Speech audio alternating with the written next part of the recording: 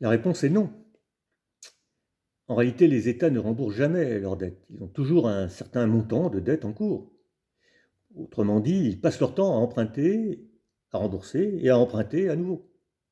Je prends un seul exemple. Le 3 décembre dernier, l'État français a emprunté sur le marché 8 milliards d'euros. Et en particulier, sur ces 8 milliards, il y a 2 milliards 341 millions d'euros qui ont été empruntés sous la forme de l'émission d'obligations, des titres qu'on appelle les obligations assimilables du Trésor, dont le remboursement doit intervenir le 25 mai 2036, dans un peu plus de 16 ans. Qu'est-ce qui va se passer le 25 mai 2036?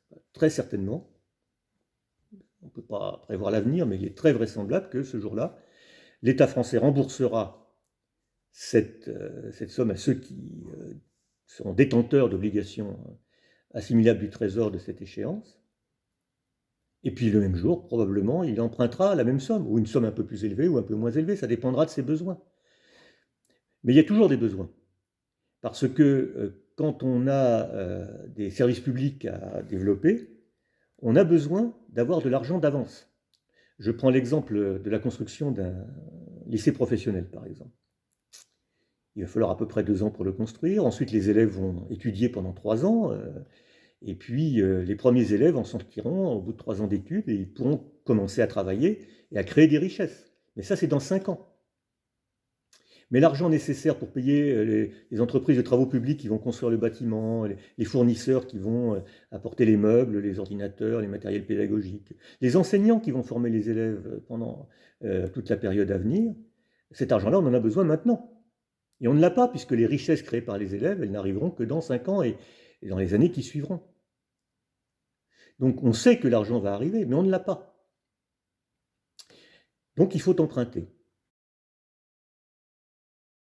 Mais si, il y a un problème, c'est que cet argent, nous l'empruntons auprès des marchés financiers, c'est-à-dire concrètement, un peu des banques, mais surtout en France, des compagnies d'assurance comme AXA, et puis des fonds de placement comme BlackRock, et puis aussi des grandes multinationales qui ont une trésorerie à placer, qui achètent des titres publics. Ça peut très bien être Total, ou Google, ou que sais-je encore. Mais si nous allons voir ces gens-là en leur disant, mais vous savez, on a besoin de 200 milliards d'euros, c'est à peu près ce dont on a besoin en France aujourd'hui avec la crise. On a besoin de 200 milliards d'euros pour développer les services publics, reconstruire le service public de santé, d'éducation, et en embauchant des personnels sous statut, c'est notre première priorité. Ils vont nous rire au nez, ils vont nous dire, ça n'est pas ça qui nous intéresse. Ce qui nous intéresse, c'est est-ce que l'argent qui est investi en France est rentable pour les actionnaires, pour les marchés financiers. Et si l'argent n'est pas rentable pour les actionnaires ou les marchés financiers, ils vont refuser de prêter, ou bien on va devoir emprunter à des taux prohibitifs.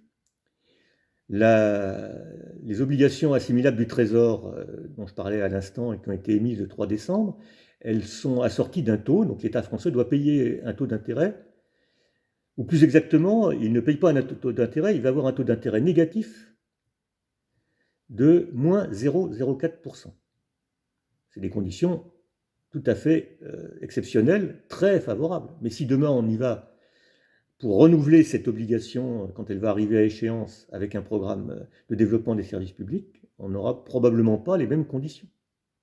On aura des taux d'intérêt qui peuvent être très élevés, qui peuvent monter jusqu'à 35%. Dans le cas de la Grèce, ceux qu'on avait observés en 2015, et on a connu même bien plus élevé dans certains autres pays en cas de spéculation contre les monnaies, par exemple. Et donc, on est dans la dépendance des marchés financiers pour la décision essentielle concernant la vie quotidienne de chacun d'entre nous, à savoir le développement ou non des services publics. Alors la solution, c'est de pouvoir se passer de cette dépendance envers les marchés financiers. Or, c'est possible. Tout le monde sait maintenant aujourd'hui qu'il y a d'énormes sommes d'argent qui sont déversées sur les économies des États-Unis, de la Grande-Bretagne, de la zone euro, du Japon, mais pas en provenance des marchés financiers, en provenance des banques centrales. Par exemple, la Banque centrale européenne, en coopération avec les banques centrales nationales de la zone euro, c'est ce qu'on appelle l'eurosystème, elle a prêté près de 1800 milliards d'euros aux banques de la zone euro, à des conditions défiant toute concurrence, puisque c'est assorti de taux d'intérêt, là encore, négatifs, jusqu'à moins 1%, sans aucune condition, si ce n'est que les banques en question s'engagent à financer les entreprises et les ménages, mais on ne sait pas du tout si les entreprises se serviront de cet argent pour créer des emplois, pour former du personnel, ou au contraire pour en supprimer, pour délocaliser, pour de financer des plans dits de restructuration destinés à faire baisser ce qu'ils appellent le coût du travail. Donc c'est très mauvais. Ça conduit à affaiblir encore plus la situation de l'économie de la zone euro et en particulier de la France. Et parallèlement, les banques centrales de l'eurosystème ont acheté une masse énorme, encore plus énorme, de titres sur le marché financier. C'est-à-dire que, par exemple, la Banque de France achète à AXA, à Goldman Sachs, à BlackRock, des obligations du Trésor français. Et donc, AXA, BlackRock, Goldman Sachs reçoit de l'argent et il en fait ce qu'il veut. Il va s'en servir pour spéculer, sûrement pas pour développer les services publics.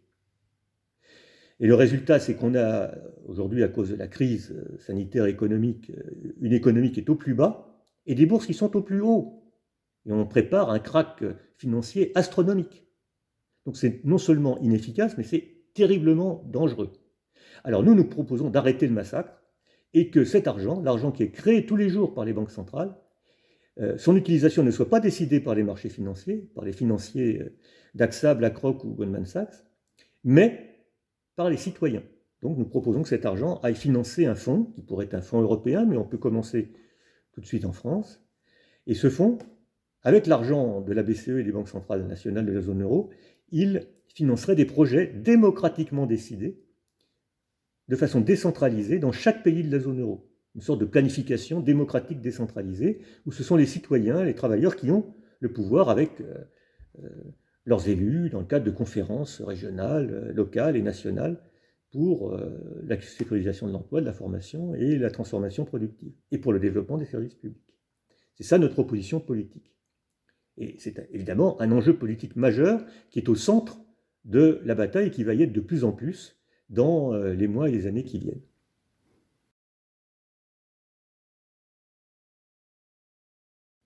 Alors il y a une chose qui est simple, c'est le raisonnement. La dette est un problème, supprimons la dette, on aura supprimé le problème. Ce raisonnement, il est valable, il peut être valable pour la dette passée. Par exemple, la Banque de France, à la suite des achats qu'elle a effectués sur instruction de la Banque centrale européenne, possède déjà à peu près le quart des titres de dette publique émis par l'État français.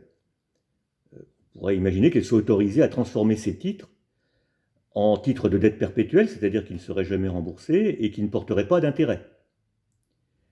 Pour ce qui concerne les 75% de dette publique qui restent entre les mains de détenteurs privés, comme BlackRock ou Amazon, on pourrait imaginer, on peut souhaiter qu'on puisse leur infliger le même sort, et on n'ira pas pleurer sur le sort des détenteurs.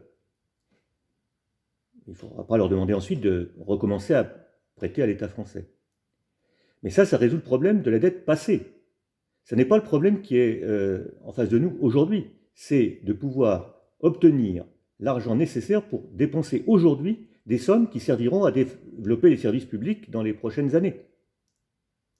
Cet argent-là, il faut bien aller le chercher quelque part. Et comme on l'a vu, la seule solution, c'est d'obtenir que les énormes masses d'argent qui sont déversées sur les marchés et sur les banques par les banques centrales cessent de servir à alimenter les profits, à supprimer des emplois, et servent au contraire à soutenir l'emploi et à développer les services publics, selon les propositions qu'on a faites tout à l'heure. Et donc, c'est un objectif politique très ambitieux, mais il a un avantage, c'est qu'il peut être poursuivi à partir des luttes immédiates qui peuvent se déployer avec les citoyens, leurs représentants, les élus, les syndicats, pour la rénovation d'une école, les embauches dans l'hôpital, l'amélioration des services publics de transport pour l'écologie et pour le bien-être des populations. Des batailles qu'on peut mener aujourd'hui avec un retentissement jusqu'à des centres de pouvoir essentiels sur l'utilisation de l'argent. C'est l'intérêt et la cohérence politique de ces propositions.